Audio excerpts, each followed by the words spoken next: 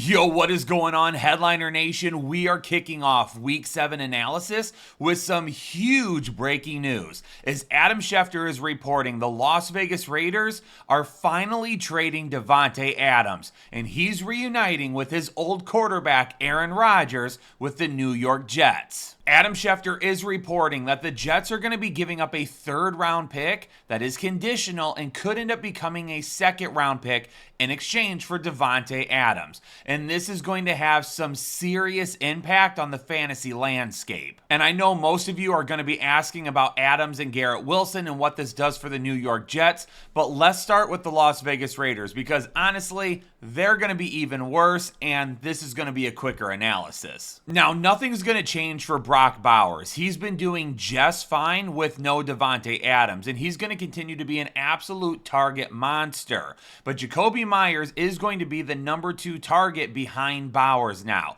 and he's going to be flex-worthy every single week. But in some really solid matchups, Jakobi Meyers has some nice touchdown potential and becomes more of a wide receiver 2 option. If you've had him on your team this season, you're definitely going to see some of that pay off here very soon. Trey Tucker is going to be a guy that could also see some fantasy relevancy in good matchups. In tougher matchups, I'm not nearly as excited about it, but we'll see who the starting quarterback will also be the rest of the season. Aiden O'Connell seems to be the guy right now, but that could all end up changing. And for the running back position, nothing's really changing there. That's just been awful all season, and this doesn't help it. But let's go ahead and shift over to the New York Jets because that's where we're going to see a huge change in fantasy value for a majority of their team. This is not good news for Garrett Wilson.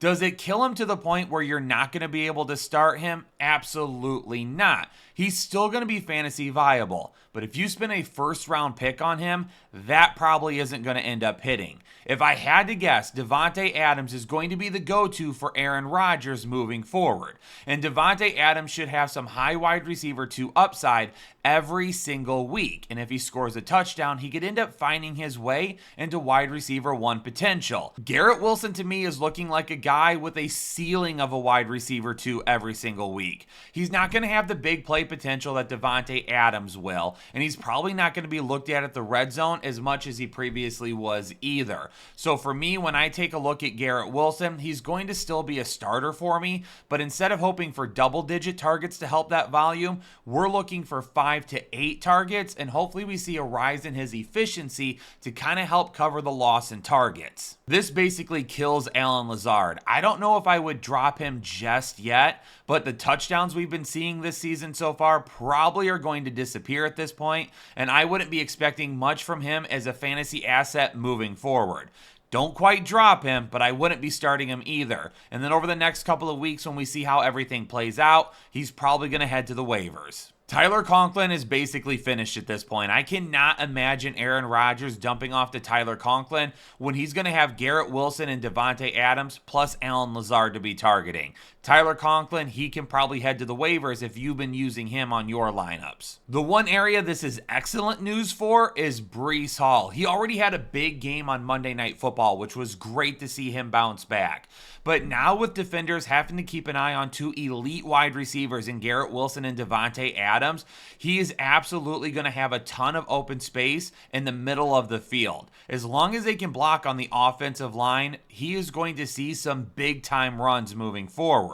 Now, one thing I will say about Breece Hall is he may lose some of the targets that he's been seeing as well. If that ends up happening, that is okay. We shouldn't panic over that because the efficiency should get way better even if he's seeing 15 to 18 touches per game instead of like 20 touches that we were kind of thinking would happen towards the beginning of the season. Because with his ability to break off big plays, he's absolutely still going to see tons of fantasy upside, even if the volume is a little bit lower. Breece Hall for me is a top 5 running back the rest of the way. As long as this coaching staff knows how to utilize their weapons, they know how to call plays, and they keep Breece Hall involved, he's absolutely going to have some terrific upside. And of course, with Aaron Rodgers, really for him, he's had quarterback 1 potential all season long.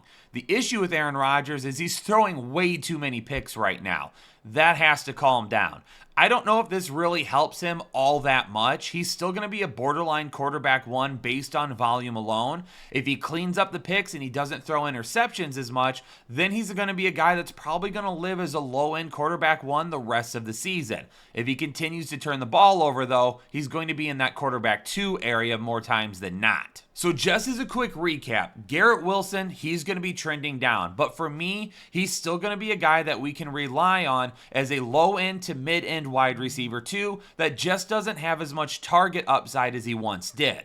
Davante Adams, he's obviously trending up. He's definitely going to be a guy with high-end wide receiver 2 potential every single week, and if he scores a touchdown, low-end wide receiver 1 potential. Maybe he doesn't see 14 targets a game, but he should lead this team in targets with his old quarterback looking his direction. Allen Lazard, he's trending down. He's probably not going to be fantasy worthy very much longer. I wouldn't drop him just yet, but I am going to be interested in seeing what happens over the next couple of weeks. Tyler Conklin, he's definitely trending down, and I would be willing to drop him right away to try and scoop another tight end up off the waiver wire, especially if Conklin's been your starter. And for Breece Hall, he's trending up. Even if he loses a few targets and his volume overall kind of takes a little bit of a hit, his efficiency could get way better. And because of his big playability, he could find himself as a top 5 running back every single week moving forward. Headliner Nation, in the comments down below, let me know, how does this affect your fantasy team? Do you have any of the guys that we talked about today? What are your thoughts moving forward? Do you think Davante Adams returns to dominance with Aaron Rodgers? Do you think this kills Garrett Wilson the rest of the season? Let me know down in the comments what you're thinking and if you're worried about your fantasy team or if this trade is good for you.